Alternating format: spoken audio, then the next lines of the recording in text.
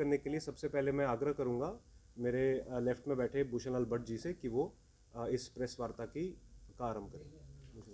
नमस्कार बंधुओं, जब हम कैंप की बात करते हैं तो कैंप में हमारे पीएम पैकेज के जो एम्प्लॉइज हैं उनको भी हम कैंपवासी ही वहाँ मानते हैं, क्योंकि वो परमानेंट रिहेबिलिटेशन नहीं है वहाँ पर, वो भी कैंप ही है वहाँ पर। तो कैंप में सबसे पहले जो हेल्थ इश्यूज़ है वाटर बॉर्न डिजीज़ की, जो अनफिल्टर्ड वाटर आता है, जो स्टैंडर्ड क्वालिटी का वाटर नहीं है, उस पानी पर, जिसकी वजह से हमारे इस छोटे से समुदाय में जिसमें बर्थ रेट बिल्कुल कम है, उसमें एक जवान का, एक आदमी का कम होना हमारे लिए सबसे बड़ी विडंबना की बात होती है।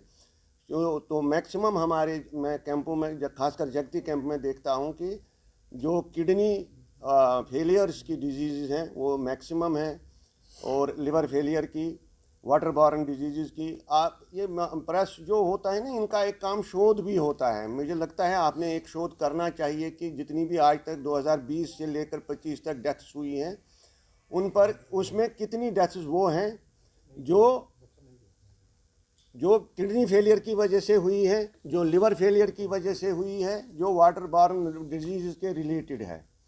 तो वाटर बिल्कुल वो एक इशू है। दूसरा इशू है जो कनेक्टिविटी है।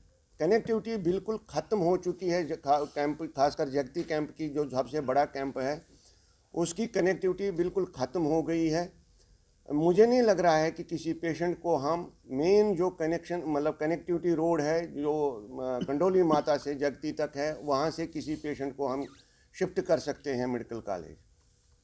तो इनर रोड्स भी बिल्कुल ख़त्म हो चुके हैं।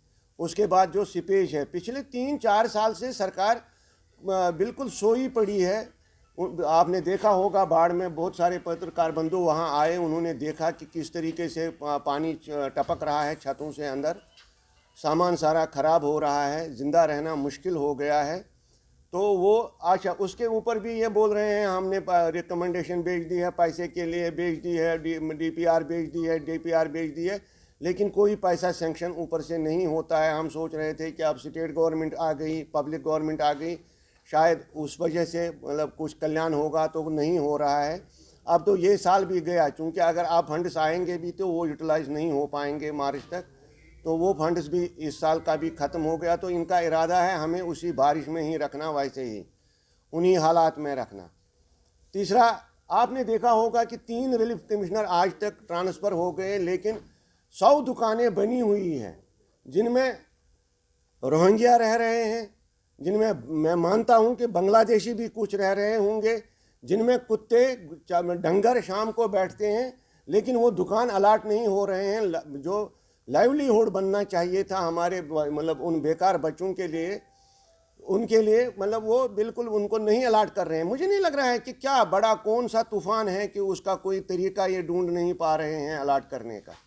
ये सबसे एक बड़ा विषय है कि इनको क्या प्रॉब्लम है उसमें। तीसरी बात, जो और एक बात ये है कि जो एनहांसमेंट ऑफ रिलीफ की बात हम बार बार कर रहे हैं, प्रधानमंत्री ने भी खुद आश्वासन दिया जम्मू में आकर पब्लिक रैली में कि हम इस मासिक राशि का वृद्धि कर रहे हैं मासिक राशि में, लेकिन अभी तक वो इम्प्लीमेंट नहीं हुआ। आप बंधुओं से मेरी रिक्वेस्ट है कि आप किसी उस फैमिली में जाइए जो ना सच में रिलीफ पर है, जो एक विडो लेडी है, फिर उसके 2 बच्चे हायर क्लासेस में पढ़ते हैं।